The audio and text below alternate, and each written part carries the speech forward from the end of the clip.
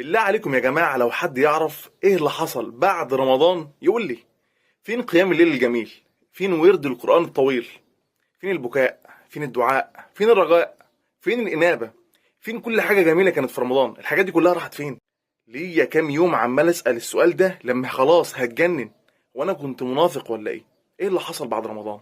صراحة بقى كده ما استريحتش غير لما سمعت حديث النبي صلى الله عليه وسلم ده. النبي صلى الله عليه وسلم بيقول في الحديث ده: إن لكل عمل شرة ولكل شرة فترة، فمن كانت شرته إلى سنتي فقد أفلح، ومن كانت شرته إلى غير ذلك فقد هلك. هتقول لي معناه إيه الحديث الجميل ده؟